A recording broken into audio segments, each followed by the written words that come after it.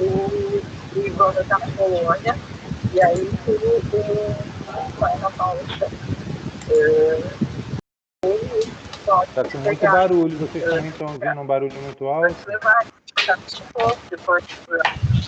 Sim, Marcos, alguém deve estar conversando com o celular ou e está com o áudio ligado. Vamos fazer, Se Maria, todo mundo desligar os áudios, vai ser melhor.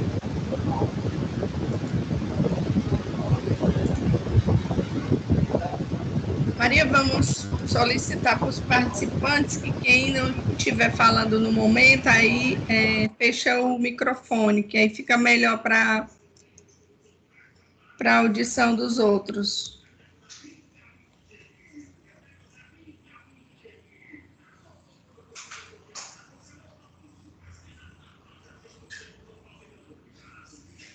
A presidente aqui está acabando de passar a mensagem, Maria, que não é possível ela estar presente, porque ainda está muito cansada, mas que deixa um abraço para todos e agradece a todos os nossos participantes do painel e os convidados, a presença de todos. E desejo um excelente encontro para nós. Que bom, ótimo. A gente recebe com muito carinho aí os cumprimentos da Janete. E foi porque nós finalizamos o congresso ontem, né? Foram 2 dias intensos. Aí por isso que não vai ser possível, mas ok. Obrigada. E aí a gente tem 2 minutinhos, né? Isso, mas os 2 minutinhos a gente conversa, já vai avisando aí aos nossos amigos que queiram participar, que ainda dá tempo, só passar o link para essas pessoas. Isso. Já passei aqui para vários grupos aqui, chamando o pessoal.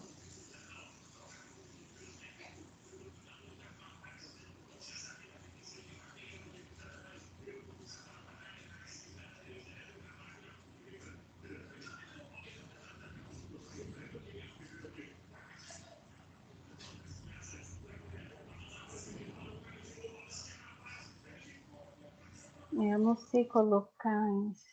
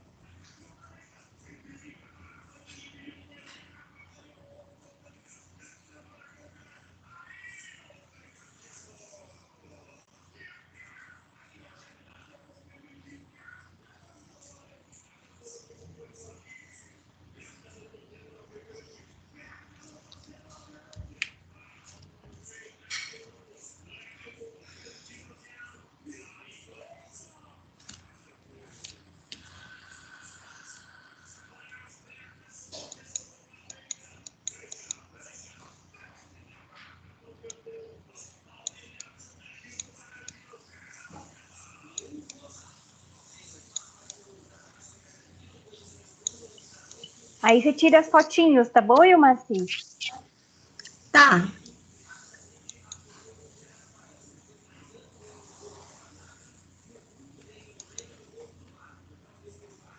Que no meu aqui eu não consigo. Tá bom.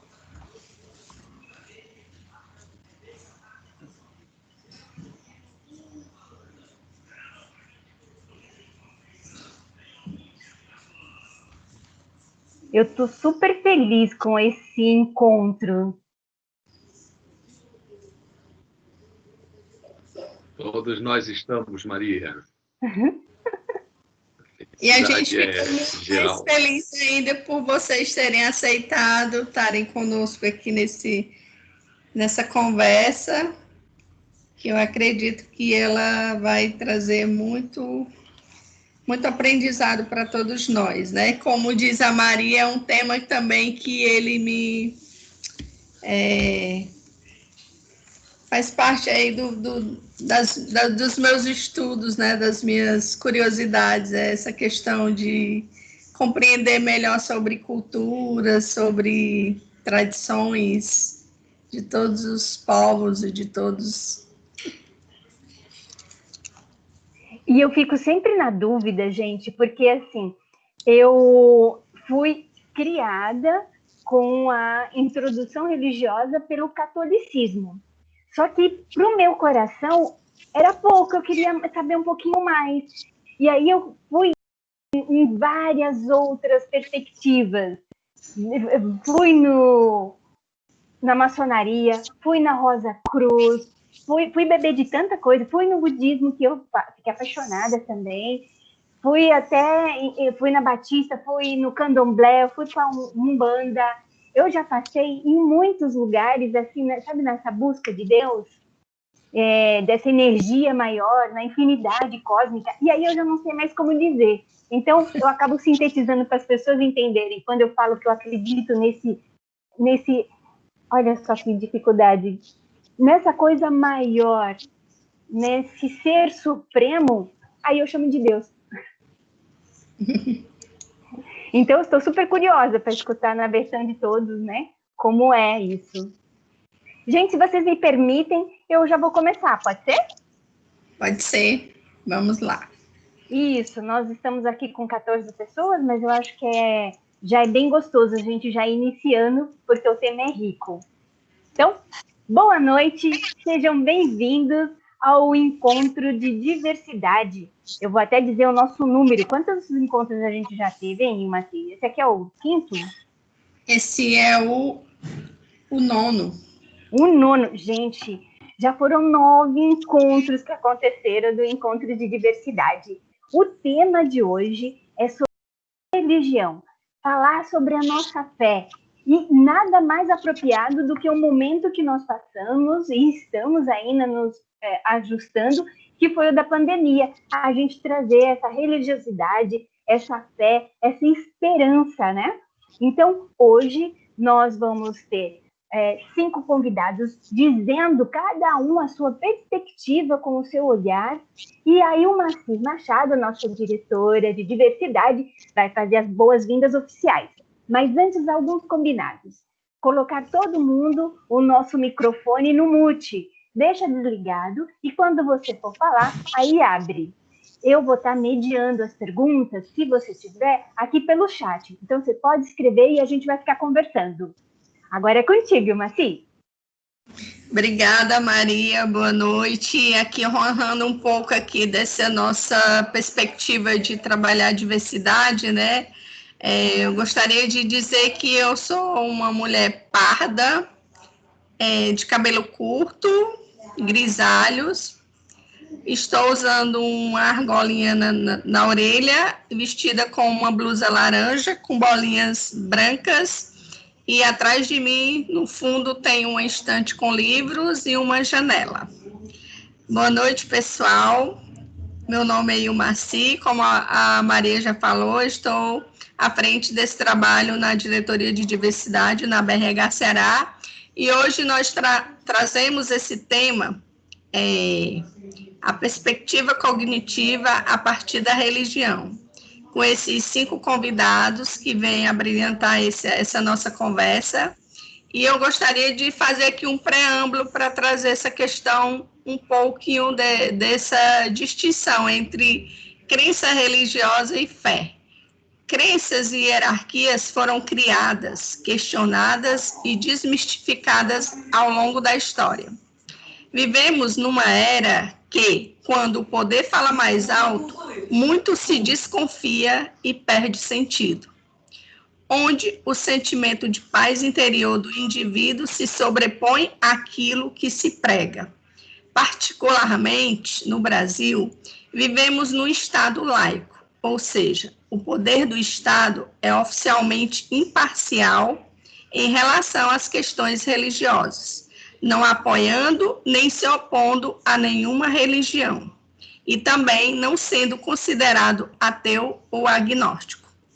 E aí é através dessas perspectivas de ver a questão da diversidade, nessa perspectiva religiosa, que nós trouxemos esses 5 convidados. Começando aqui a apresentação de cada um. Marcos Carvalho, doutor em História Social da Cultura pela Unicamp, professor de História da Educação da UFFF, aluno do Lama Padma Saten, praticante e tutor dos referenciais de estudos e práticas do Centro de Estudos Budistas Bodhisattva. Bem-vindo, Marcos. Luciliene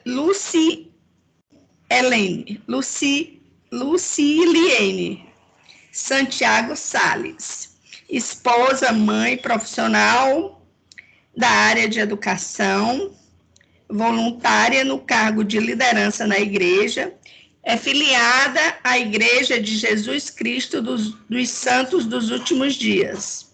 Também é diretora de comunicação do Conselho Fortaleza e especialista em autossuficiência. Ou seja, são currículos riquíssimos, né, que nós estamos aqui.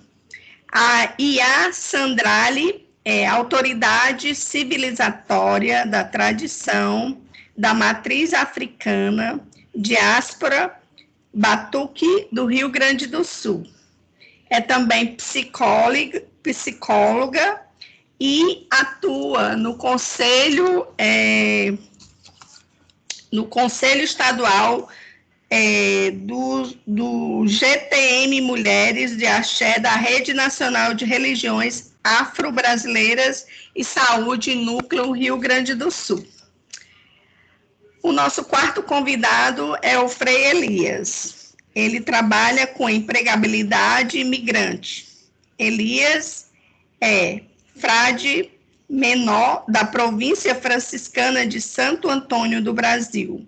É natural de Campina Grande e graduado em filosofia pela Universidade Federal de Pernambuco.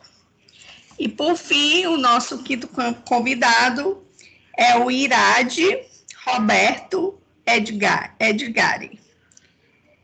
Ele é mestre em Engenharia Eletrônica pela PUC do Rio de Janeiro e bacharel em Administração pela PUC do Rio de Janeiro.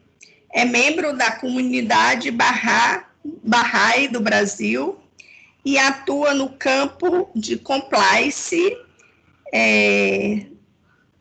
construindo planos de ação em diferentes organizações da iniciativa privada para a ética e valores humanos que permeiam o cotidiano das empresas. É também coach e uma pessoa aí que trabalha as políticas públicas para os direitos humanos. Sejam bem-vindos e a palavra agora é com vocês, né? A gente vai iniciar fazendo a primeira pergunta para cada um e respondendo nessa mesma sequência que a gente apresentou vocês.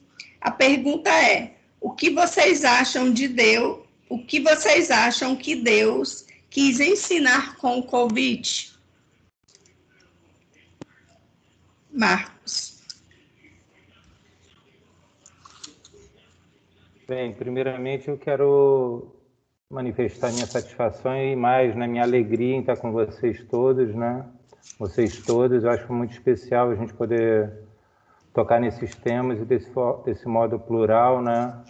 Ter tantas pessoas interessantes para poder discutir uma coisa tão importante quanto é a diversidade cultural, também manifesta na diversidade espiritual que o Brasil tem como marca da sua história, né, e da sua fundação e da sua trajetória. Então, agradeço muito a Maria Souza por esse convite. Agradeço também muito a Ilmacira aí pela gentileza das palavras e pela apresentação. Felicito e agradeço também meus companheiros, né, meus irmãos e irmãs de fé, né, a Luciliene, a Yassandrale, Frei Elias, Irade, Egrari. Fico muito feliz de estar com vocês aqui e poder conversar com vocês sobre isso que vem sendo um tema, acho que muito importante aqui para o nosso país, né? A gente está nesse contexto de pandemia, em que o Brasil está tendo essa manifestação muito clara das nossas limitações no trato com a própria saúde e com os cuidados públicos de base, né? Então, é muito feliz que a gente possa discutir isso também no momento que muito delicado, mas exatamente por isso eu acho muito rico para a gente poder encontrar e descobrir novas formas de olhar, né? E dentro da tradição budista, de um modo amplo, né, de um modo geral, o ponto do olhar é o ponto definitivo para nós entendermos o que está se passando nas nossas vidas, né? E também nesse momento. Então, a visão que nós construímos, que nós temos do mundo, é da própria realização da nossa existência neste mundo, né? Como nós o percebemos, né?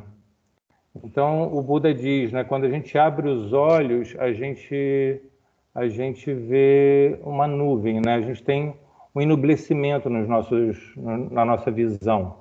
A gente não tem uma visão clara da realidade última, que é a realidade primordial, da nossa própria natureza primordial, a natureza primordial de todos os seres, né? Quando a gente abre os olhos, o Buda diz, a gente vê essa névoa. Um pouco do que Yassandrale deve ouvir aí no Sul como escama nos olhos, né? Tem essa expressão aí no Rio Grande do Sul, né? A gente tem escama nos olhos, né? Então é um pouco assim. E essa escama nos olhos que a gente vai entender exatamente como uma base, né? Para perceber essa realidade relativa que está se dando agora no que diz respeito ao surgimento, né, desse vírus, né, o SARS-2, né, COVID-2, e essa doença, né, o COVID-19, né, corresponde a essa implicação desse vírus, né, que tem como todos os seres, tem uma inteligência própria, se move de modo próprio, e a gente, como nessa ótica do ser humano, recebe isso a partir da nossa percepção de modo muito duro, né? O lugar de onde nós vamos partilhar essa experiência do vírus é muito delicado, muito comovente, na verdade, né? Para todos nós. Isso, então, como experiência para nós tem a ver com o ponto da visão. A não visão da nossa natureza última, né? Então, essa escama nos olhos, esse olhar enublecido, ele tem a ver com o que a gente chama de 3 venenos da mente, né? E o veneno da ignorância, que é a própria condição em que nós estamos de não reconhecer nossa natureza última, que nos leva a construir, então, identidades relativas dentro de um movimento que a gente vai dizer, sobretudo,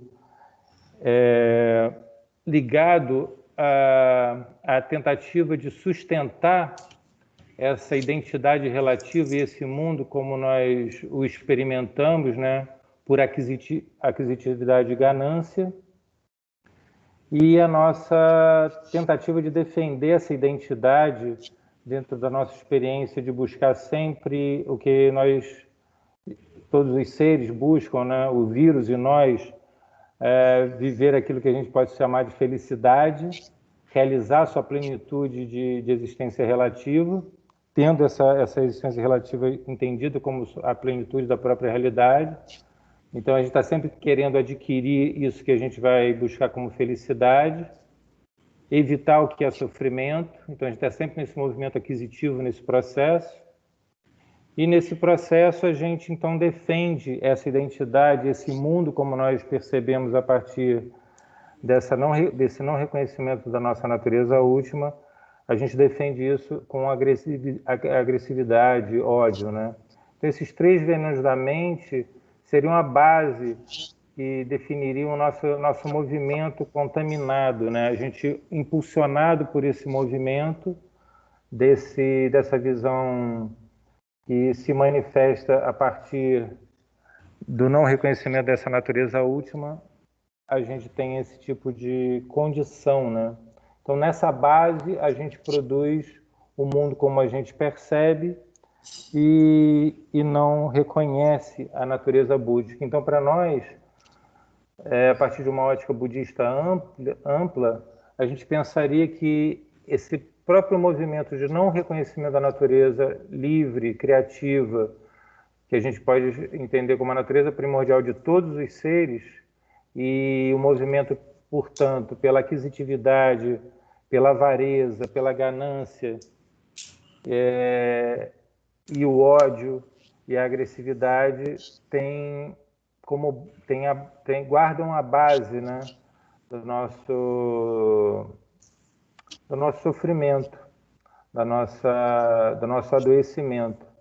O mesmo dentro do Covid, né? Depois a gente pode desenvolver esses aspectos pensando em como surge propriamente esse vírus, né? O SARS-2, e esclarecer um pouco mais desse ponto, né? Mas a gente abordaria em primeiro momento essa questão desse modo.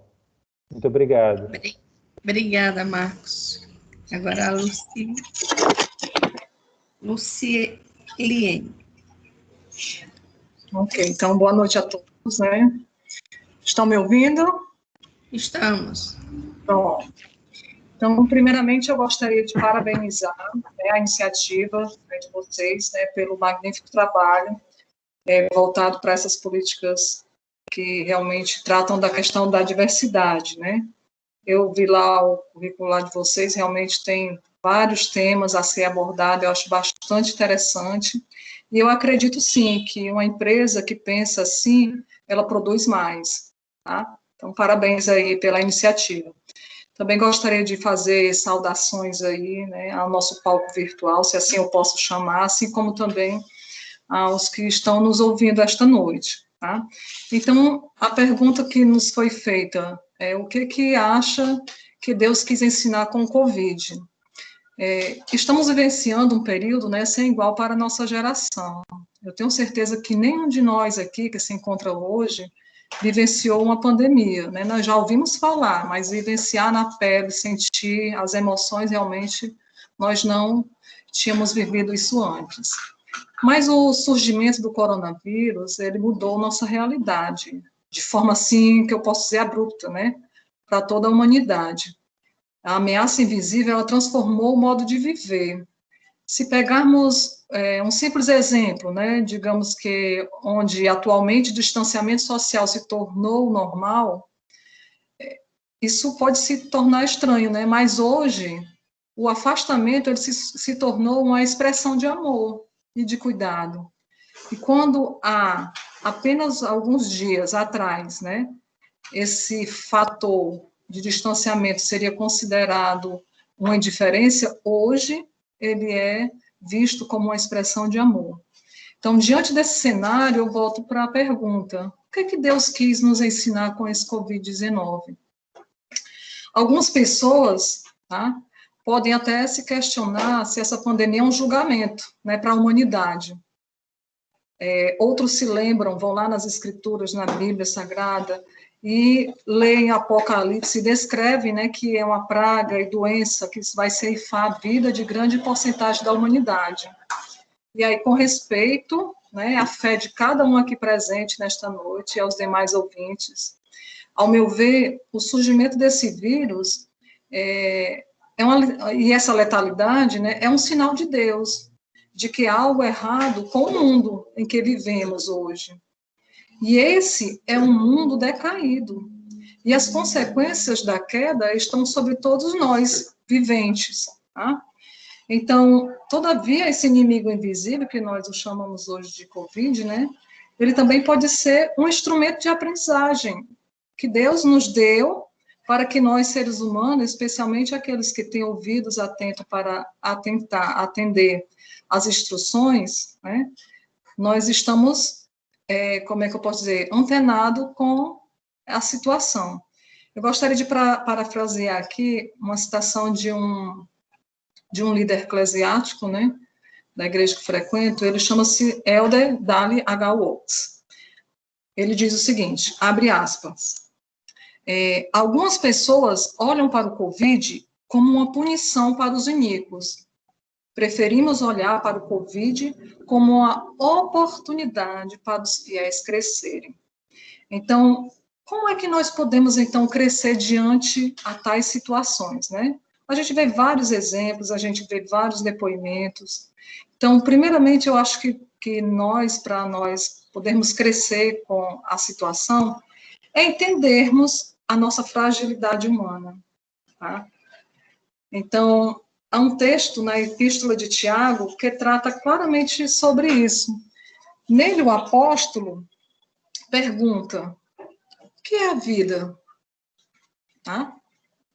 E lá ele responde, sois apenas como neblina que aparece por um instante e logo se dissipa. Se encontra em Tiago 4,14. Essa metáfora da neblina, ela comunica com clareza a realidade que a vida é frágil. E nos últimos dias, né, o coronavírus, ele parece um instrumento para nos lembrar dessa realidade. Somos frágeis, porém determinados a vencer e a lutar, tá? Ressalto ainda. Um outro ponto que eu gostaria de ainda, em relação à frase que eu citei há pouco, algo que nós pudéssemos crescer nesse momento também, darmos a importância, ou mais importância ainda, para quem já tinha um bom relacionamento, né? Então, nós podemos, nesse momento, dar essa grande importância para os relacionamentos que nós temos. Esse período, eu posso dizer que os relacionamentos, eles servem como um remédio para a nossa alma, tá? Altos índices de distúrbios emocionais mostram que o distanciamento, o afastamento, o medo, tudo isso causou um impacto emocional na vida das pessoas, tá? E então, o relacionamento interpessoal, ele faz parte da vida humana, e nós precisamos resgatar isso para crescermos mais ainda, de forma diferente, que não seja presencial, mas que a gente tem que se reinventar, tá? E o terceiro ponto é a necessidade de uma fé genuína, tá? Períodos de aflições acabam testando a nossa fé.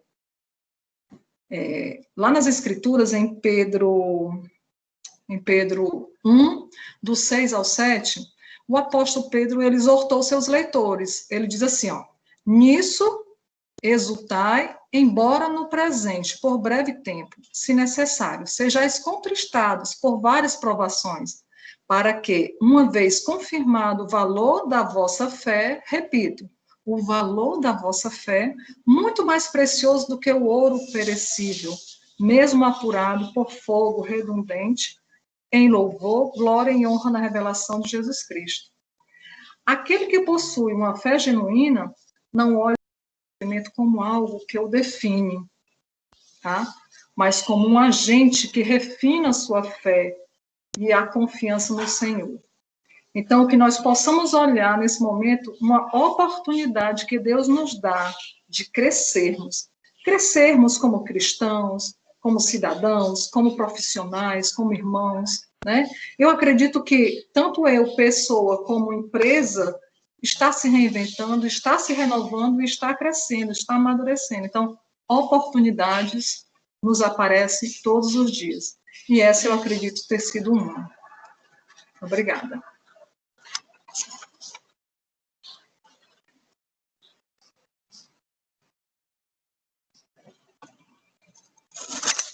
Não ouvi. Não estou lhe ouvindo. Está com o som desligado, Ilmacia.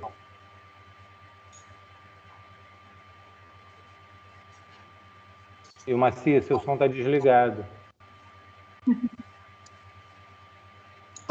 Desculpa, gente. Então, eu estou sugerindo que a gente se atente para se localizar nos 3 minutos para dar tempo para todo mundo responder as 3 perguntinhas, tá bom? Obrigada, Luciliene, pelas suas palavras. E agora a gente vai ser na sequência com a Sandra Lee. E a Sandra Lee. Então, com minha saudação ao Ori de cada uma e de cada um, Ori, cabeça, aquela que nos orienta nas escolhas que fizemos. E queria agradecer o convite e dizer que é um prazer fazendo conexões com essa pluralidade que representa, né, o sagrado. E dizer que nós, da tradição de matriz africana, temos um entendimento de que e quero trazer aqui um mito que diz que quando Olodumare, o Senhor Supremo, o Senhor da existência e do universo, aquele que não criou o universo sozinho, ele trouxe outras energias e outros seres que se distribuem na natureza para que nós possamos usufruir de tudo que ele criou no mundo. E quando ele criou a verdade, ele fez como um grande espelho, um espelho sagrado entre o Orum e o Aê, entre o céu e a terra, e confiou os cuidados de uma filha de Oxum. E todos os dias ela cuidava dessa verdade com muito esmero, de quem reconhece que a beleza e o sagrado que existe em si e no outro, em todos os seres vivos e não vivos. E um dia ela se descuidou, e desses descuidos que não são conscientes, mas que têm origem no desejo intrínseco de novas possibilidades e descobertas, o espelho se quebrou, espatifou-se em milhares de pedaços, tantos quanto são os seres existentes no universo. Preocupada, ela se dirige ao Olodumare, que na sua sabedoria infinita, de que o acerto só existe porque o erro provoca, disse: agora a verdade se dividiu em milhares de pedaços e espalhou-se em todos os lugares e para todas as pessoas. Isso fará com que cada pessoa diga: eis aqui a verdade, eu a tenho. Então eu quero dizer que eu também tenho um pedaço da verdade, assim como cada um de vocês que estão aqui dividindo esse espaço comigo, como também, né, as pessoas que estão nos ouvindo têm um pedaço da verdade. E se por algum momento parecer que eu esteja me referindo como sendo a dona da verdade, que os meus ancestrais possam me lembrar que, se eu não conseguir compactuar com a verdade de cada um e de cada uma, certamente, né, eu terei que prestar conta disso. E, como eu dizia aqui, Olodumare, ele buscou outros e outras forças para junto construir, governar e supervisionar o mundo. Esse mundo do qual nós fizemos parte, enquanto força, enquanto natureza, enquanto força ser e energia. E uma dessas forças que Exu Elegbara, a quem eu saúdo, aquele que nos coloca em encruzilhada para que busquemos a resolução dos conflitos. E ele nos ensina que cada um de nós traz dentro de si a possibilidade de construir alternativas. Então, quando nos perguntam o que Deus, na minha tradição, Olodumare, o que ele quis ensinar com o Covid, Eu digo que ele não quis ensinar nada. Ele colocou todas as possibilidades sobre o mundo para que nós, seres vivos, não vivos, animados ou inanimados, possamos encontrar todas as possibilidades e estabelecer com a nossa força ser, com a nossa força criativa, conexões entre uns e outros. Então, eu penso que o Covid, como todas as outras mazelas que se instalam no mundo, elas são trazidas e colocadas por nós mesmos. Por nós mesmos que temos desafiado a natureza.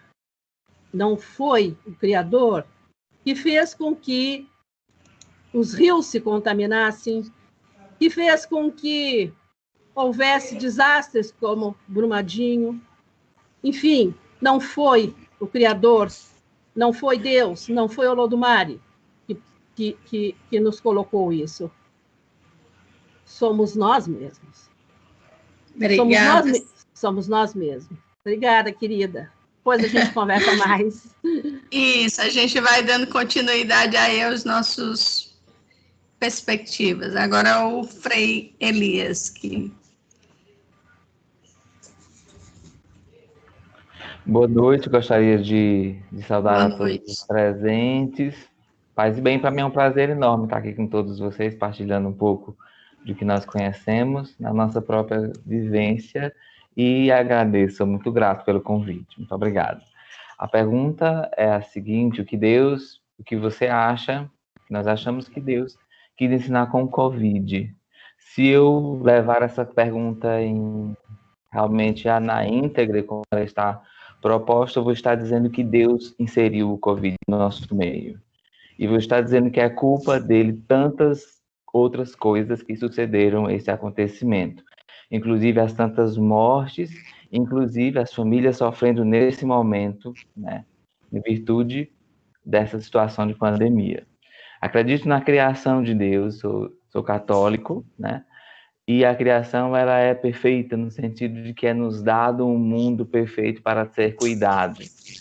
Aí também corroboro da situação que acabou de citar a Sandra Lee, né? Sobre nós sermos realmente instrumento daquilo que nós queremos ser e buscar, porque na nossa religião nós temos o pressuposto da escolha livre, do livre-arbítrio, né? Quando estamos diante da criação, diante do mundo, diante da nossa própria vida, fazemos escolhas, e porque Deus nos deixa fazer escolha, quer nos amar e quer nos respeitar também, porque não existiria escolha, não existiria respeito se fizéssemos tudo conforme o que Ele quer e se tivéssemos também os ônus e os bônus de tudo isso, como se fôssemos Deus também, né? Então, somos livres para escolher, mas também nessa liberdade existe a colheita, existe a forma de colher, existe a forma também de levarmos em consideração que as consequências, elas vêm sobre nossa própria vida. Então, de onde vem o Covid? Ele vem de Deus? E onde está a nossa liberdade? Onde foi que ela começou? As Sagradas Escrituras, elas abordaram temas no Antigo Testamento, no Novo Testamento, a partir de realidades, a partir de dados históricos também, de lugares onde aconteciam coisas, e a partir desses acontecimentos, então Deus foi falando na história. E Ele hoje nos fala a partir de um acontecimento, a partir daquilo que nós, digamos assim, buscamos através da nossa própria intervenção, né? E o que é que Ele nos fala? O que é que Ele nos fala? Nossas relações fragmentadas, nossa relação conosco é fragmentada. Viemos para dentro da nossa casa, mas era difícil estar dentro de casa, ou era difícil nos relacionar com as pessoas que nós dizemos amar, ou conosco? Como é que estava esse relacionamento consigo, na sociedade, a verificabilidade da convivência, né? A nossa economia? Então, está tudo muito interligado e ligado na proposta do que Deus faz de amor e o que é amor, e nas nossas livres escolhas. Obrigado.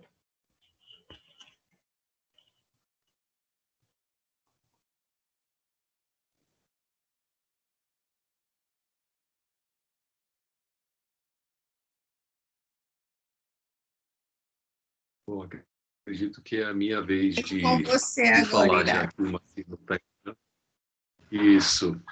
Bom, primeiro, boa noite a todos que aqui presentes, e o Marci, muito grato pelo convite, minha amiga querida, e Maria, muito grato pelo acolhimento durante esse período até chegarmos ao dia aqui do nosso evento. Bom, segundo a perspectiva Bahá'í,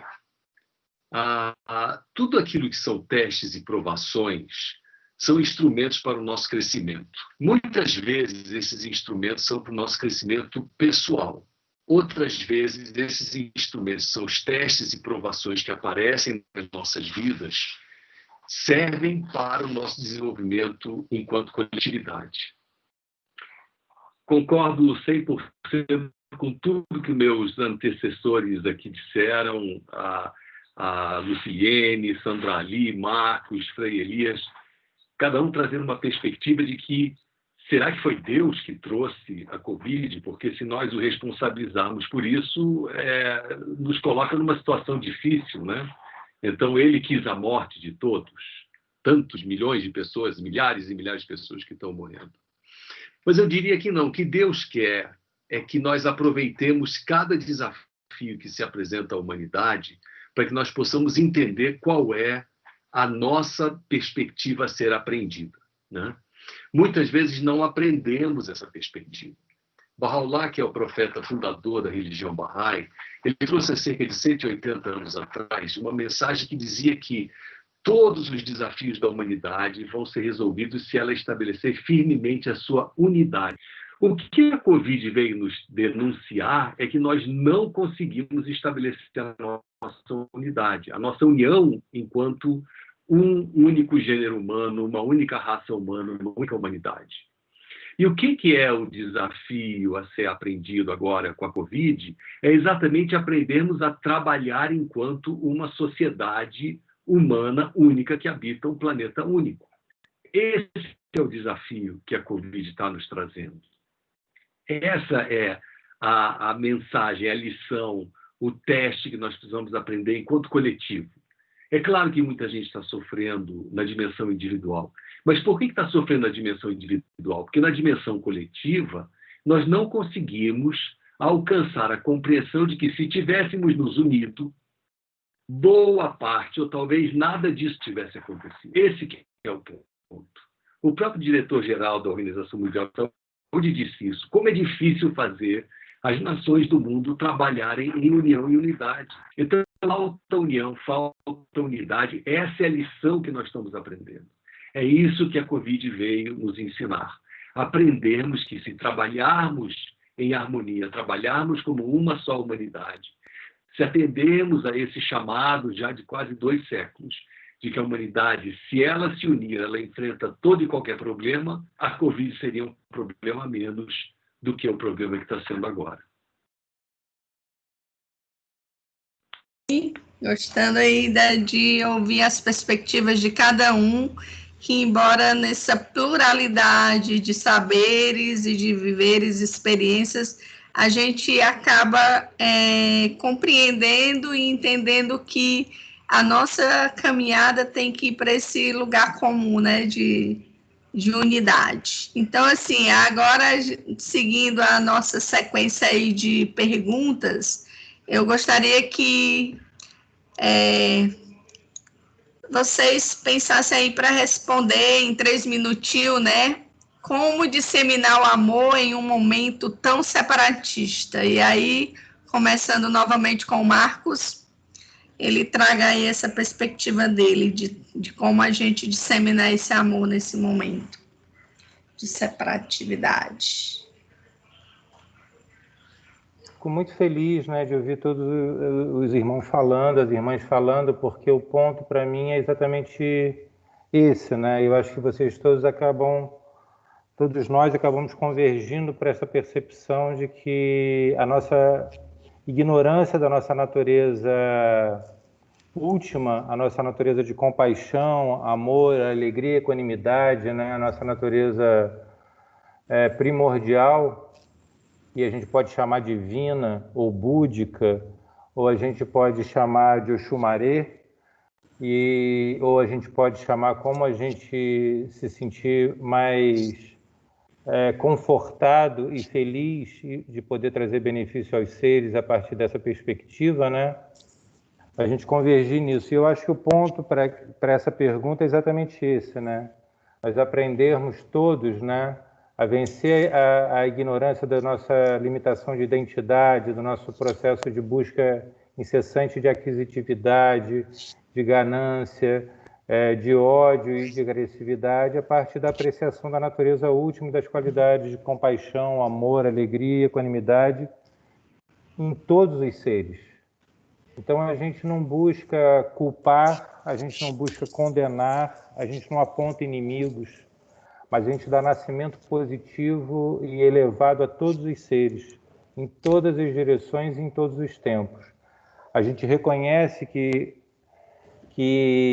ao fazer isso, a gente também construindo na nossa própria trajetória, a nossa própria experiência nesse mundo, as qualidades dessa mente, desse coração que se movem por compaixão, amor e alegria, a gente também mostra o exemplo e o modelo. A gente ensina pelas costas. A gente não precisa apontar, culpar e nem eleger inimigos ou eleger culpados, né? A gente se move pelo aspecto elevado, né? Por essa visão ampla, e a gente com isso consegue perceber o encantamento da vida que nos ultrapassa as identidades limitadas da nossa própria individualidade. Eu acho que esse é o ponto central, né? Dentro da tradição budista, né? O Buda ensinou a meditação do amor universal, né? Metta Bhavana, né? Ou dar nascimento, né? Bhavana, Bhava, nascimento, cultivo de metta, o amor universal, né? Que é a possibilidade de a gente reconhecer o aspecto profundo e elevado de todos os seres. Então, que todos os seres sejam felizes, que todos encontrem as verdadeiras causas da felicidade, se afastem das verdadeiras causas do sofrimento, servindo uns aos outros a felicidade de todos os seres. Então, o ponto para essa questão, essa pergunta, eu diria que enfim, é esse. Realmente sermos capazes de abrir e docilizar nossa mente para apreciar as qualidades elevadas de todos os seres e neles reconhecer essas qualidades elevadas. Obrigado. Obrigada, Marcos. Sandra Lee? Não, Luz. Luciliene agora, eu acho. Isso. Luciliene.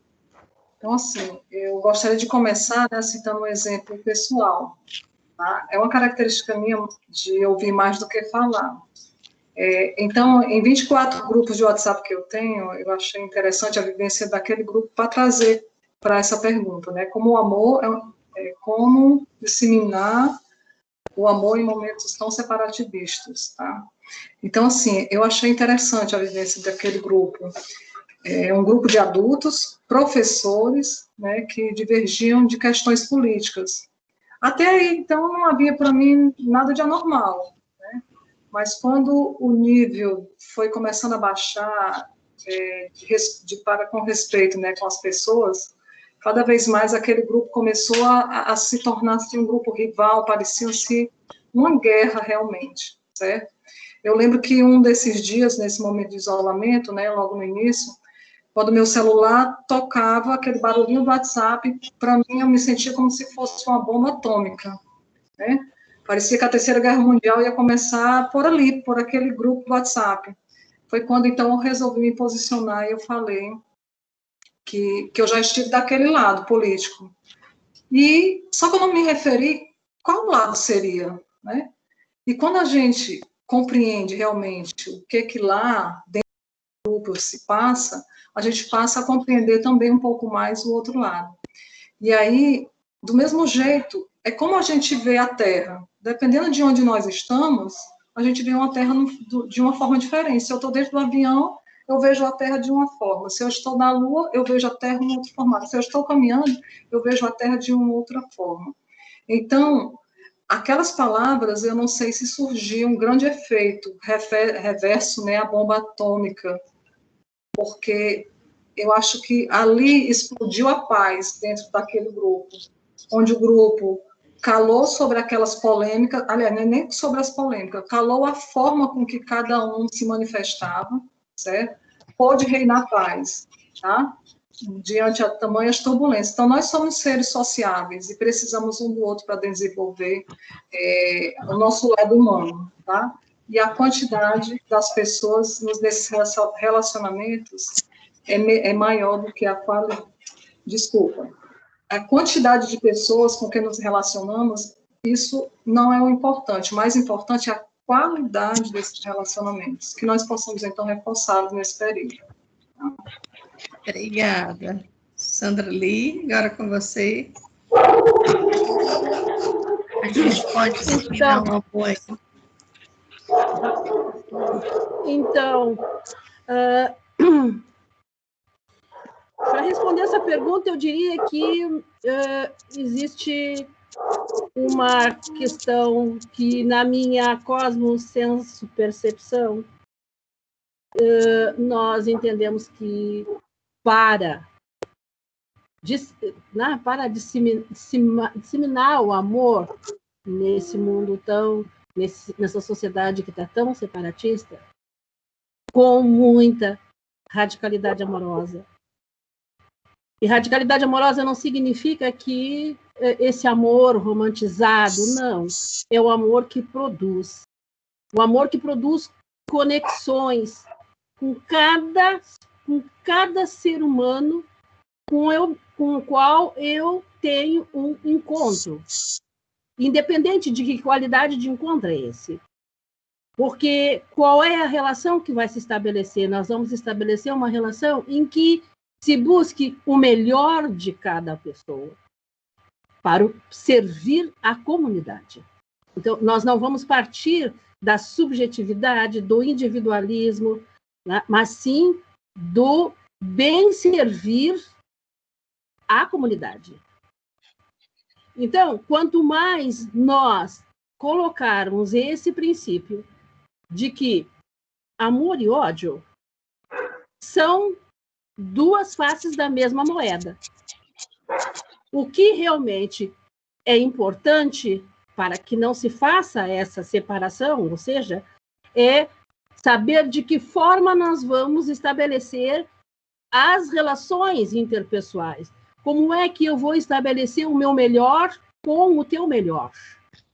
Porque o meu pior e o teu pior não vai interessar para o bem servir da comunidade. Então, me parece que esse seria uma grande ferramenta para que fizéssemos cada vez mais a crença de que é preciso buscar o melhor de cada um para colocar a serviço da comunidade. Obrigada. Fui mais sucinta. Obrigada, Sandra. Muito, muito bacana. Cada perspectiva é um mosaico que a gente vai construindo aí nesse diálogo. Frei Elias, agora é com você. Pois então, para falar de amor, eu acho importante ter como pressuposto o que é amor, né?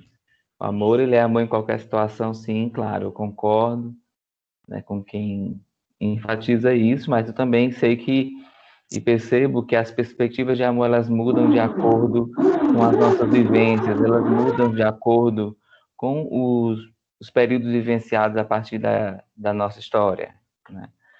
Então, assim, antes de tudo, amor é amor a partir de uma perspectiva minha, nossa, de cada um, de cada indivíduo. Então, como eu amo, como é que esse amor, ele realmente aparece no meu cotidiano, como é que eu amo a mim, né? Eu acho que uma pessoa que não tem algo não consegue oferecer a outra, seja nesse período de pandemia, seja em períodos que a gente considere melhores do que então. Então, eu acho que é necessário esse cultivo do amor dentro de si, por si primeiro, um cuidado de si, para depois a gente conseguir se relacionar e cuidar do outro. Não importa o tempo, né? O individualismo, ele traz uma grande dificuldade, né, de relacionamento consigo, porque a gente não verifica, o indivíduo que se baseia no individualismo, ele não verifica realmente quem ele é para poder traçar suas metas de amor e chegar até o outro. Então ele passa a consumir do outro e assim ele entrega uma mentira ao outro. Então, para nós católicos, a situação é difícil, mas o parâmetro vai ser sempre Jesus. A nossa vivência está em consonância, em conformidade com a vivência de Jesus. Não somente a palavra dita, não somente o amor que sai daqui dos meus lábios, mas aquele que aparece nas minhas mãos é aonde eu vou, pela misericórdia, pelo abraço e pela solidariedade. Obrigado. Obrigada. Agora é com você, Irati. Muito bem, a gente volta de novo à questão da unidade. Se o amor é a força mais poderosa do universo, é o que dizem os ensinamentos farrais, como é que nós podemos exercitar o amor, praticar o amor, se não reconhecemos a nossa origem comum? Se nós nos vermos como diferentes, se nós nos vemos como oponentes, se nós nos fundamentarmos daquilo que nos divide e nos separa, como já foi muito bem dito, né? Eu acho que aí a Sandra ali falou uma coisa muito interessante. Eu não vou me unir naquilo que eu tenho de negativo, eu tenho que me unir naquilo que eu tenho de positivo. Então, a religião, ela vem trazer exatamente o antídoto para tudo isso, que é nós vermos cada um como sendo um reflexo do divino. É só a religião que diz isso. Nenhuma filosofia fala que o ser humano é um reflexo do divino. Nenhuma grande teoria social vai falar sobre isso. Nenhuma teoria política vai dizer isso. O único fundamento que nós podemos encontrar para criarmos unidade está no fundamento religioso. É na religião que nós encontramos a ideia de que nós somos, cada uma e cada um, reflexo do divino. Então, é esse reflexo que nós temos que procurar. Claro que nós temos diferenças, claro que nós temos, por vezes, desavenças, né? Mas nós só levamos isso ao extremo quando nós perdemos a nossa humanidade. E quando é que a gente perde a nossa humanidade? Nós perdemos a nossa humanidade quando deixamos de ver a outra ou outro como reflexo divino. Como se só eu fosse o reflexo divino. Só eu sou filho de Deus, os demais não são. Quem é contra o meu pensamento, quem é contrário à minha forma de ver o mundo, não merece ser chamado de humano. Daí, então, eu caio nessa dimensão separativista que foi colocada na pergunta, né? Agora, o amor, ele desconhece o egoísmo. O amor, ele desconhece a perspectiva egóica. O amor, ele quer se dar. Então, quando nós praticamos esse amor da imagem e reflexo do divino, nós conseguiremos exatamente fugir dessa armadilha que é eu quero aquilo que é bom para mim. É isso que vai fazer a gente poder trazer o amor como solução universal.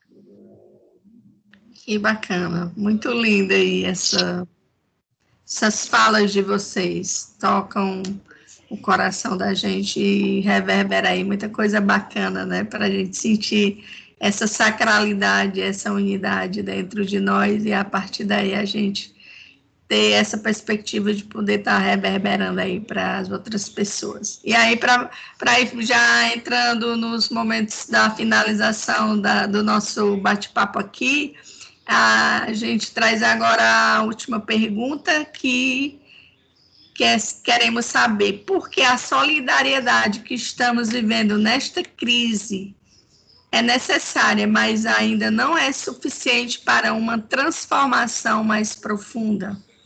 Sim, a gente tem visto muito isso, mas a gente sente que ainda precisa aprofundar mais essa solidariedade, essa perspectiva de chegar nesse momento de unidade. Aí, Gostaria que vocês pudessem estar respondendo essa pergunta aí para a gente já ir caminhando para a finalização da nossa conversa e os fechamentos. Marcos. Obrigado. Essa questão eu abordaria dentro da tradição budista. A gente tem dois modos de pensar a dimensão da compaixão, de reconhecer o que afeta o outro no mundo dele e, a partir desse reconhecimento, agir por amor, como a gente estava tocando antes no tema. Então, a compaixão que a gente chamaria relativa é essa que assume a responsabilidade por suprir as necessidades mundanas relativas das pessoas, ainda que ela seja absolutamente necessária. Ela demanda que a gente ultrapasse esse aspecto relativo e entenda o que a gente chama aqui, então, nessa tradição, de grande compaixão, que é, como eu tinha citado antes, a gente realmente ser capaz de apreciar a sabedoria, a bondade amorosa, como sendo a natureza de todos os seres indistintamente, em todas as suas manifestações. E a partir desse ponto, dessa qualidade, a gente pode então reconhecer o que na tradição tibetana eles chamam Tendrel. Na tradição Yorubá, e a Sandra Ali vai me corrigir se eu estiver equivocado, na tradição Nagô eles chamam de Ubuntu. E na tradição mesmo latina a gente chama de interesse, né? Recuperando a base etimológica mesmo da palavra, esse etse, que se faz entre, né? A questão realmente da diversidade, do que a gente vai chamar, então, essa interdependência, sendo compreendida como uma complementariedade e não como um problema, como um jogo de adversidade. A gente entender, como a própria Sandra Ali nos apontou no início, né, que todas as perspectivas, né, com a quebra do espelho da verdade, todos nós temos agora que ser capazes de reconhecer em nós a verdade, reconhecer no outro a verdade e complementar a nossa perspectiva de verdade, né? Então, nesse ponto, ainda que eu possa me alongar um pouco, eu vou querer citar o mestre Dogen, do budismo Zen, do Soto Zen, quando ele fala de uma forma muito bonita do surgimento da flor no tronco da ameixeira. Então, essa flor faz com que as nossas mentes possam intuir toda a primavera, o surgimento de toda a primavera. E reconhecer a partir desse ponto que a riqueza é a fortuna não monetária.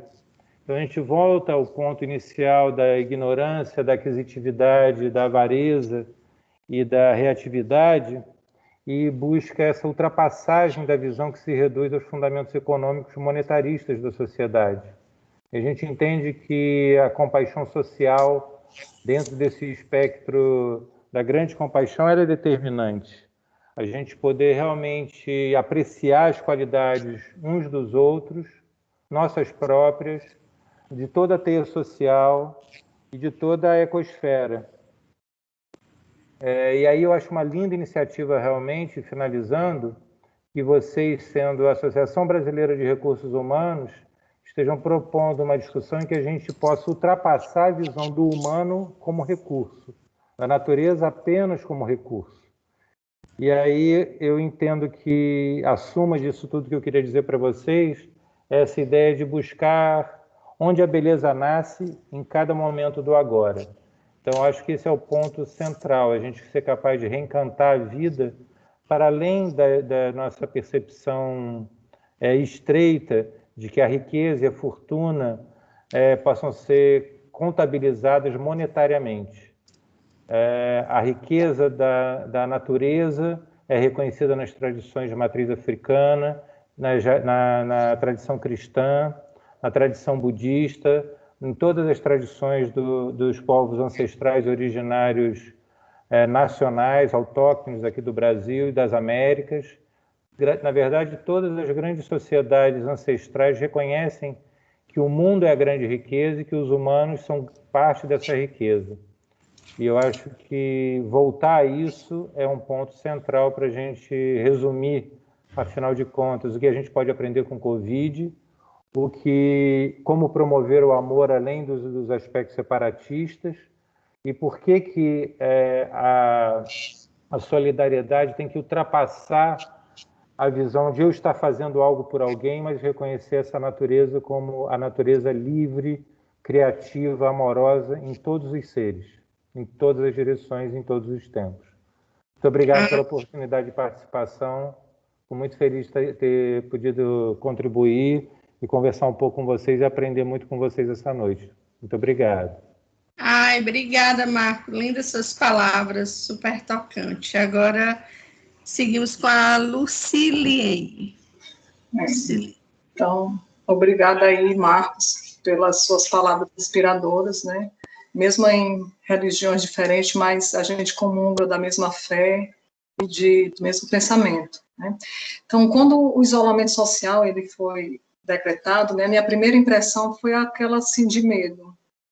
Era como se uma grande onda de egoísmo estivesse se formando, levando a uma divisão ainda maior da sociedade, né? Eu temia muito pelas pessoas da minha família, as pessoas com quem eu avistava de longe, aquela dor, aquele sofrimento, né? Mas aos poucos, né, eu fui vendo que eu estava errada, certo?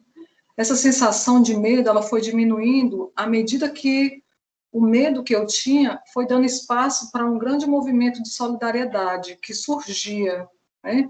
Uma solidariedade ampla, abrangente, que vem dos pequenos gestos de ajudar o outro. Ajudar um vizinho idoso, costurar máscara para doar, arrecadar, fazer doações de alimentos, distribuir garrafas com água e sabão pelas ruas, doação de sangue, e entre outras, né, ações que a gente praticou, acredito que muitos de nós praticamos, e que vimos outros praticarem também, né? Então, o empenho de nos voltarmos um para o outro é o conceito subjacente, exatamente a ministração que Cristo nos ensinou. É mais elevado e santo do que simplesmente cumprir uma tarefa de ajudar alguém. É sentir o puro amor de Cristo. Isso também tem de ser algo que surge dentro de nós, sem designação. Deve ser uma maneira natural de viver e pensar, né? Trata-se de estar cada vez mais atenado um com o outro. Muitos já tomaram essa decisão de mudar radicalmente a sua vida. Eu já vi muitas pessoas dizerem, né, que iam viver agora na contramão de como viviam antes. Tipo, eu agora vou comprar saúde e conhecimento.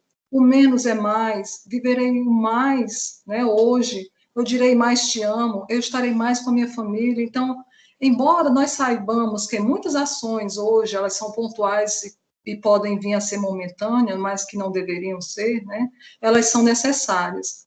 Porém, precisamos fazer uma transformação mais profunda, que vem de um trabalho personalizado a longo prazo, com uma mudança de atitudes individuais, que podemos começar ontem, né? E quem não começou ontem, é um bom começo hoje, tá bom?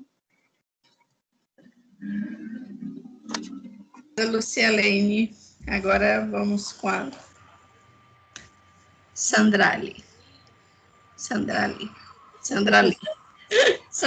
eu acostumo com o seu nome. Até o final a gente consegue chegar lá. A gente chega lá. Então, nós, da tradição de matriz africana, nós partimos do coletivo. Então, para nós, solidariedade é um princípio civilizatório em que está assegurado que as pessoas devem compartilhar os seus dons e receber as dádivas dos outros. E na medida em que se manifesta os dons e as dádivas, isso se dá na expressão da espiritualidade de cada um, de cada uma, independente de que lugar estejam, né, de que lugar que professam o seu sagrado. Porque nós, por exemplo, nós não nos pautamos por um livro, nós não temos uma Bíblia, mas nós seguimos com rigor da oralidade, ou seja, de quem veio antes de nós e de quem virá depois. E isso é uma conexão de conhecimento que foi milenarmente trazido. Para nós, na nossa tradição, ela é concebida como nós sentimos e pensamos a natureza e todas as forças como causa primeira da existência do pensamento e do conhecimento. Para nós, razão e emoção estão juntas. Para nós, o pensar não é maior que o sentir, ou vice-versa. Para nós, o sentir, o pensar, o agir, é um modo sagrado de se relacionar com tudo e com todos, como sendo a força ser existencial que conduz à criação. Portanto, solidariedade para nós, ela é estendida a tudo que existe. Então, esse sagrado que nos conecta à natureza, da qual nós somos a semelhança, né? Essa fé que faz com que todos nós possamos lembrar que antes de existir a palavra, existe o conhecimento, existe a ação, que antes de existir a escrita, podíamos compreender o que conhecíamos e compartilhar, né, entre nós. Então, para nós, essa solidariedade, e aí perguntava, né, por que ela ainda não está sendo como gostaríamos, é porque a gente está nesse momento trabalhando com a solidariedade de aspecto, num aspecto que, inclusive, já foi trazido aqui, num aspecto vertical, em que eu me acho com tanta arrogância, né, de que devo ser solidário ao outro. Mas solidariedade significa troca, né? Se eu tenho esse dom, eu estou recebendo a dádiva do outro que está fazendo uma troca comigo. Então, eu acho que essa é a grande questão que a gente precisa estar retomando e revendo paradigmas do que realmente significa, né, essa solidariedade que não está chegando naquilo que realmente nós gostaríamos, né? Então, é importante que esse campo de percepção, que esse campo de sensação, que esse campo de competências humanas, né, se espraiem, se contaminem o mundo, para que a gente possa realmente, né, que essa nossa força seja uma força na arte sagrada de viver. E a arte de viver, ela é viver com tudo que está aqui, com tudo que existe, com tudo que não está presente, que nós não enxergamos, que, por exemplo, a energia da fé, né, nós não enxergamos, mas nós sabemos que ela existe. Então, para mim, para nós, né, na nossa percepção, na nossa visão, é isso. O que está nos faltando, né, para que a gente possa realmente ter uma visão, uma cosmovisão de que é preciso o respeito incondicional à humanidade do outro. Mesmo que o outro não perceba que ele está nos vendo enquanto humanos, é imprescindível que a gente respeite incondicionalmente a humanidade, mesmo daqueles que a gente pensa ou sente que estão usando mal a sua humanidade. Né? Para que a gente, no mínimo, consiga parar de dizer é preciso humanizar isso, é preciso humanizar o atendimento, é preciso humanizar. Como assim humanizar?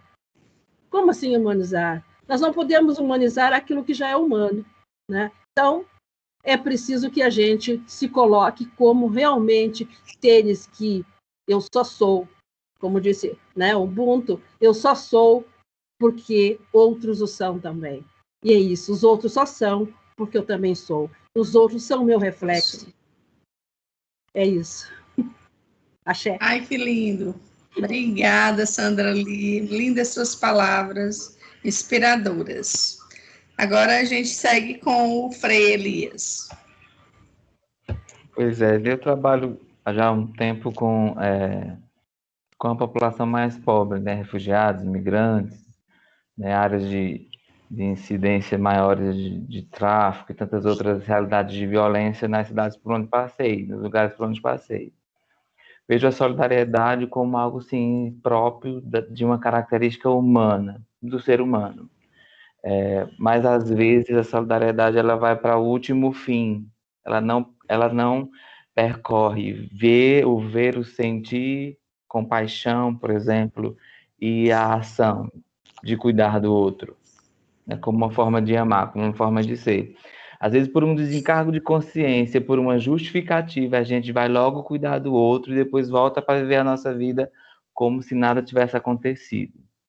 Nós tínhamos muitos pobres, muitas pessoas já sofriam com o individualismo, com a violência e tantas outras situações que afligem nossa sociedade antes da pandemia e em muitos outros tempos também da nossa história.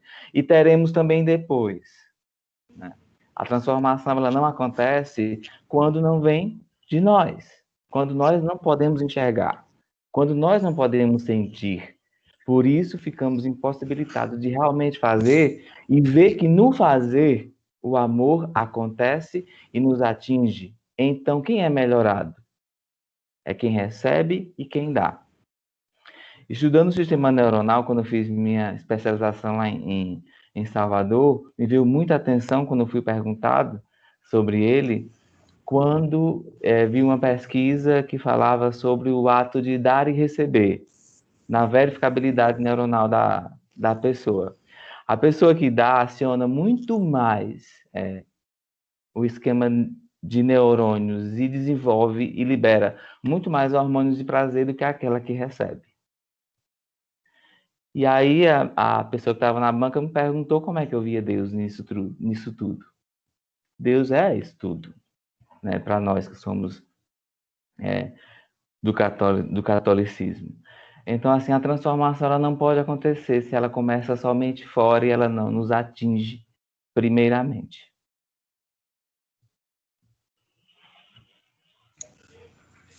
Obrigada, Frei Elias. Suas palavras são inspiradoras. Agora seguimos com o Irade. Eu diria que hoje em dia nós temos dois tipos de solidariedade. Antigamente só existia um. Agora há duas espécies de solidariedade. A solidariedade na palavra e a solidariedade na ação.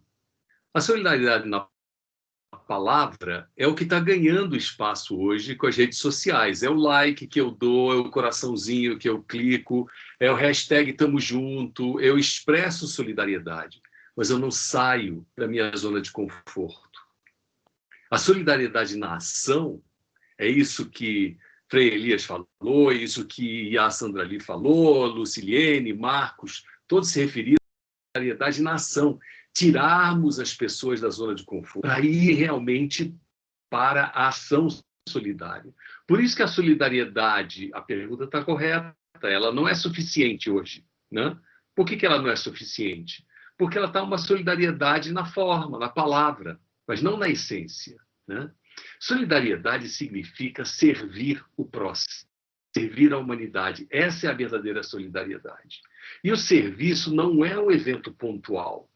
Não é um evento pirotécnico, não é uma coisa que acontece um dia e depois eu paro, como já foi dito aqui também, né? Servir a humanidade, segundo os ensinamentos da religião Bahá'í, é um serviço que cumpre um duplo propósito. Eu quero me transformar, ou seja, eu ganho muito em ser solidário, em servir, em me colocar à disposição do outro, porque eu me transformo, mas eu quero transformar a sociedade também. Esse duplo propósito tira a solidariedade da dimensão pontual. Então, não preciso da Covid para ser solidário, não preciso de uma enchente para ser solidário, não preciso de um incêndio para ser solidário. Eu não preciso de uma desgraça que mobilize a população para que ela seja solidária. Eu vou ser solidário o tempo todo. Só que agora, com a Covid, o que nós descobrimos? Nós descobrimos, por exemplo, que dizer vamos todos lavar a mão o tempo todo, nas favelas não tem água corrente. com que água? Aí eu estou descobrindo que nós temos desigualdades profundas. É muito fácil falar use álcool gel se eu não tenho nem dinheiro para comprar o gás para cozinhar em casa. Então, a solidariedade verdadeira é o serviço à humanidade. E esse serviço à humanidade é uma trajetória que não tem fim. Ela começa nesse plano de existência e ela segue por todas as outras dimensões da existência humana. Exercitemos essa solidariedade. Aí a pergunta vai ser outra, né? Como aumentarmos a solidariedade? Porque a solidariedade na palavra, ela está mostrando que ela é ineficaz.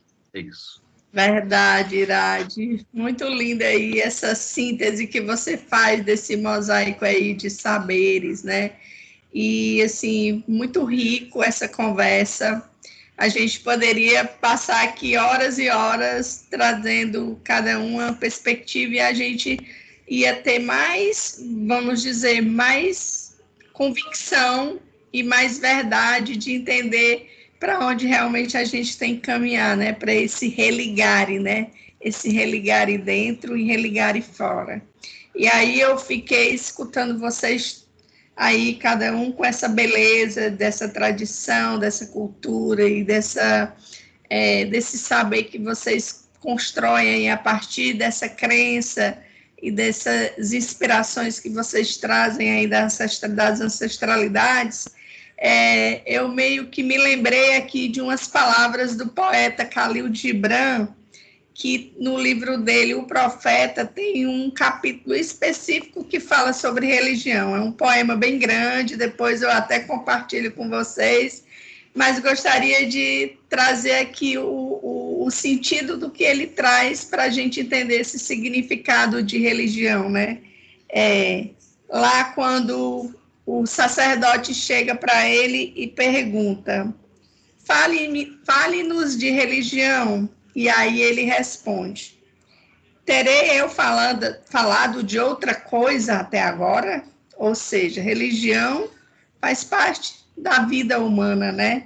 Que é como já foi dito aí por muitos de vocês, que a religião é essa ferramenta que nos faz criar um sentido, criar um significado para nossas vidas e ir em busca desse algo maior, esse algo, como a Maria disse mesmo, essa deidade, né? Essa divindade que está dentro de nós.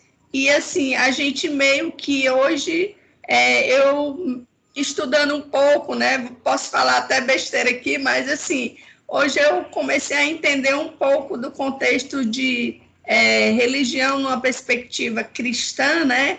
E como ela se construiu dentro de um ambiente de um império romano, por exemplo, quando a maioria das pessoas em Roma, naquela época, eles tinham a religião como um ato de relegere, que era o quê? Se vincular através de cultos, Então, assim, isso a gente traz dessa história, desses sistemas humanos que aconteceram aí em diferentes civilizações. Mas, ao mesmo tempo, nós temos hoje muito presente ainda, forte, como já disse o Irade, né?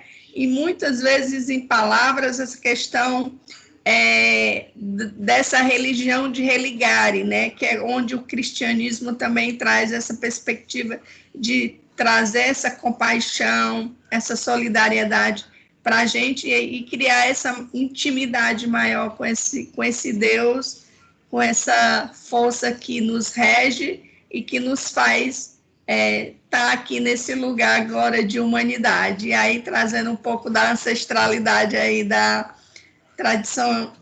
tradições africanas, da matriz africana, né, Sandra Lee?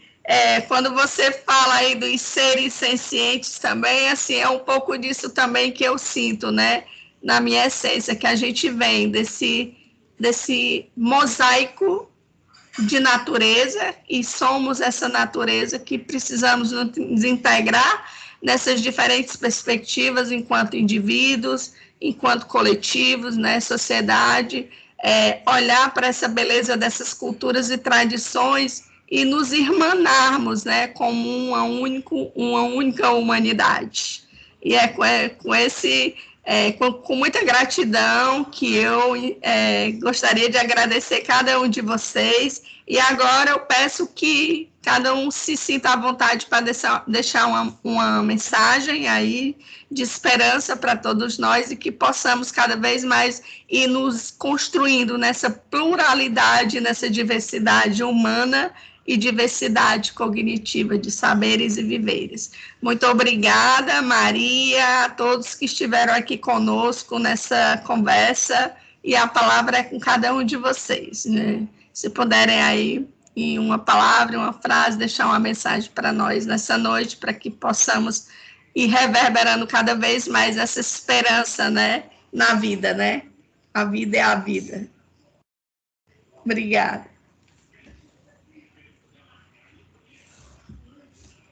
Bem, eu vou lembrar então uma história de um monge vietnamita que fundou o que a gente chama de budismo engajado, Thich Nhat Hanh. Ele é um senhor, hoje ele está com problemas de saúde, já no fim da vida, né? Dessa experiência. E ele conta uma história que eu lembrei agora por conta do comentário do Frei Elias, de que ele ouviu de um refugiado, né? Que quando você está em meio ao mar e surge uma tempestade ou algum perigo, e as pessoas entram em desespero, a iminência da morte é evidente. Entretanto, se uma pessoa conseguir manter serenidade, lucidez, clareza e interesse genuíno pelos outros seres, a chance de se salvar ela é muito maior, ela é quase certa. Então, o ponto que eu deixaria é esse: se todos nós tivermos lucidez para praticar a sabedoria, a compaixão e o amor nas nossas experiências cotidianas e diárias, em todas as nossas relações, as chances de nós salvarmos uns aos outros e nos irmanarmos no reconhecimento das nossas qualidades elevadas é muito pródiga. Foi um prazer estar com vocês. Muito obrigado por tudo. Obrigada, Marcos. Lucília. Pronto. Então, assim, eu gostaria primeiramente de agradecer o convite, né? E o aprendizado aqui adquirido com os demais convidados. Momentos como esse reforçam e aperfeiçoam a nossa prática como cristãos, tá? Eu vim para aprender e, com certeza, sair daqui esta noite com um aprendizado bem maior do que eu imaginava, certo?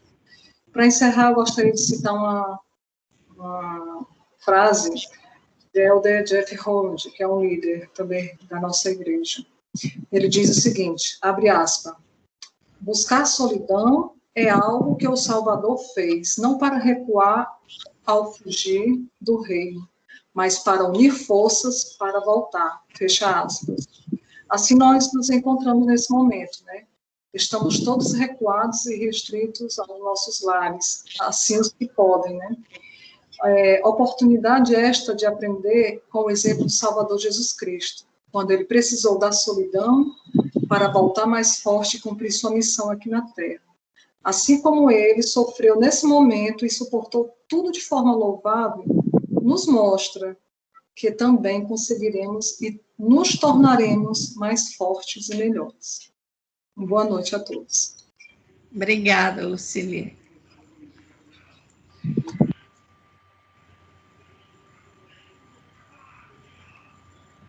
Sandra Lee? Então, sou eu. Eu queria dizer que foi um prazer estar aqui com vocês e dizer que nossas lutas, elas convergem, tá? E são lutas que, por convergirem, elas se transformam numa só. E que elas se dão em muitas frentes, né? E frentes da forma como cada um de nós defende o sagrado. Eu defendo com muita fé em Oxum, a senhora da fertilidade, das riquezas naturais, da beleza, aquela que concebe a diversidade como um direito sagrado de expressar o propósito da vida de cada pessoa, enquanto ser força e guardiã dos bens da comunidade. Então, essa concepção faz com que nós entendemos que é um direito de escolha, e esse direito ele está forjado, né, no coletivo. Como diz o filósofo e psicólogo sul-africano Dirk Lock, todos somos família, ninguém está excluído. Ou seja, o conceito de comunidade inclui toda a humanidade. E, portanto, nessa concepção, afirma-se a unidade, valorizando a diversidade por meio da ênfase na comunidade enquanto ser força.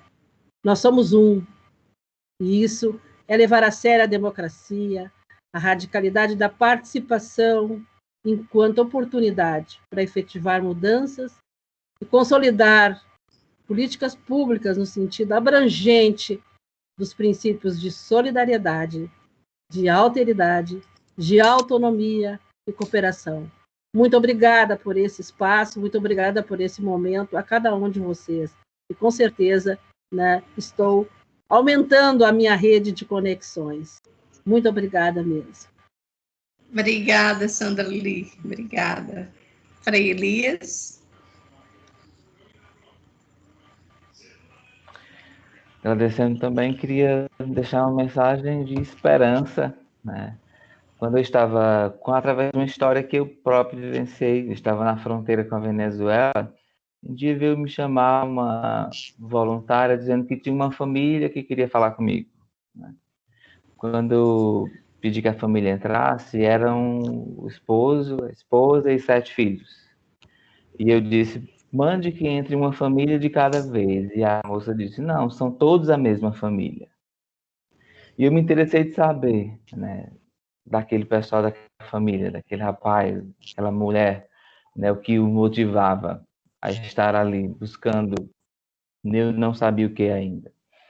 Ele começou a contar uma história para mim, quando ele saía, quando ele percorria, saindo da Venezuela a pé, com os 7 filhos, né, com bagagens, até chegar em Boa Vista, que quando foi que ele me encontrou.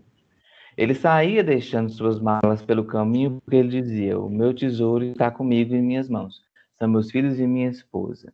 Ele dizia assim, eu olhava para o lado e via no olhar dela a desilusão, o choque, a tristeza. Mas ela olhava para mim e ela tinha que me ver firme a caminhar.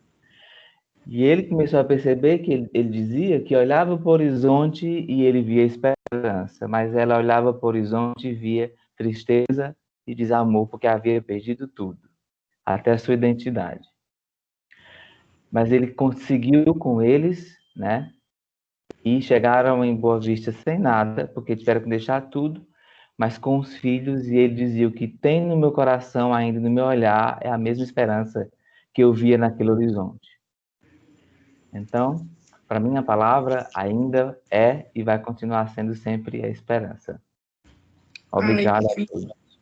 Que lindo. Obrigada, Frei.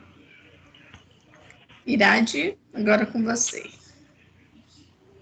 Bom, eu tocaria na mesma tecla que nós ficamos tocando ao longo desse encontro de hoje, né? Unidade. Promovamos a unidade. Que passemos a nos ver sempre como iguais, não como seres de planetas diferentes, né? Que nós coloquemos a unidade, a união de todos os seres humanos como o maior bem a ser protegido. Para isso, a religião entra e ela traz esse conceito importantíssimo de vermos cada um como reflexo do divino. Cada um é um reflexo divino. Por mais que politicamente seja diferente do meu pensamento, por mais que ideologicamente seja diferente do meu pensamento, por mais que diga coisas que eu considero absurdas, eu tenho que voltar e olhar, peraí, somos todos irmãos, todos iguais, todos componentes de uma única raça humana. Essa união, essa unidade tem que se espelhar em todos os sentidos da vida, e aqui a BRH Ceará traz uma outra dimensão de unidade, a unidade entre a ciência e a religião. Está se trazendo para dentro da discussão científica, da discussão de processos e métodos que ajudem, por exemplo, as empresas a melhor desenvolverem, está se trazendo a dimensão espiritual. Essa é uma outra unidade importante também. Então, a unidade em todos os sentidos. Trabalhemos a unidade Eu acho que essa é a nossa maior missão, que com isso vai fazer com que, doravante, os impactos de uma pandemia como essa sejam absolutamente minimizados, porque nós vamos trabalhar em uníssono, em unidade, em harmonia. É isso. Assim, muito obrigado mais uma vez pelo convite. Foi uma noite ótima para mim. Adorei. Muito obrigado. Agradeço demais a você, Irade, a todos que estão aqui, Sandra Lee, Marcos, Luciliene, Frei Elias, enfim, Maria e todos os presentes. Com gratidão, que eu fico feliz em que a gente possa estar seguindo essa jornada aí de ampliar o diálogo sobre diversidade. E a palavra é com você, Maria. Gente, que noite gostosa! Que reflexão! E sabe o que o meu coração toca quando eu escuto todos de que nós estamos falando da mesma coisa. Adorei a colocação da Sandra Lee, que todo mundo tem um pedacinho do espelho. Então, independente de qual é a linha de condução que você encontra essa verdade, seja ela qual for, todo mundo está levando no mesmo. E a fala de todos vocês sobre solidariedade, esperança e amor, e mais, que tudo isso converge na unidade, foi incrível. Eu saio desse encontro mais fortalecida, com a fé e acreditando que estamos, sim, fazendo o nosso melhor. Gratidão por todos vocês, gratidão a todos os bravos participantes que estão até agora aqui conosco, de ter contribuído. Não teve muita manifestação no chat, só agradecimentos, falando que realmente foi muito bom o encontro. E com isso, a gente finaliza. A ABRH Ceará agradece a presença e o meu coração, muita gratidão. E a gente vai se encontrando aí nessa rede permeável aí de conexões. Será que dá para a gente tirar um print da tela, Ilmaci? Vamos todo mundo ficar olhando para as câmeras? Todo mundo liga a câmera, todo mundo liga aí a câmera, que eu vou fazer um print aqui para registrar o nosso encontro. Tem aqueles prints que dá para colocar todo mundo, não é? Num auditório. Será que dá?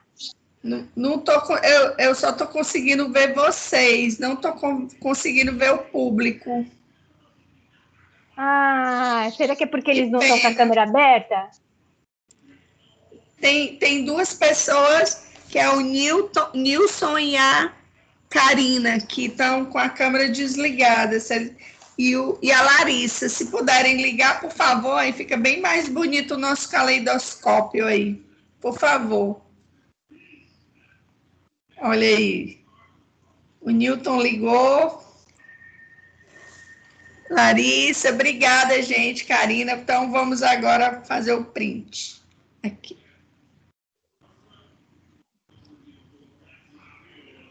Pronto.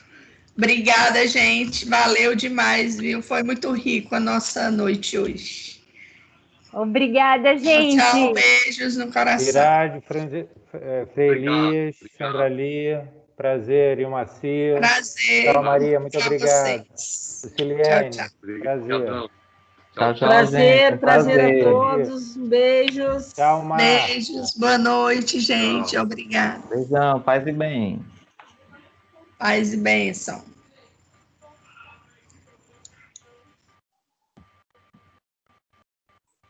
Que delícia, Ilmaci!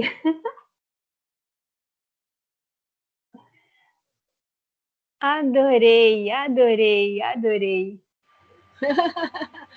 Eu também adorei.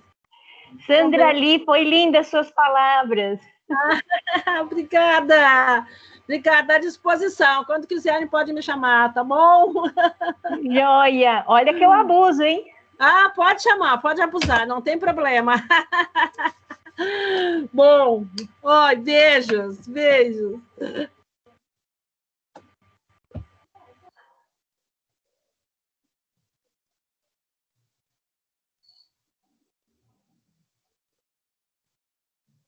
Obrigada, viu, Nilson, pela participação, Wilson Carvalho, a Karina saiu. Mas obrigada, gente. Boa noite. Fique com essa energia positiva, com Deus.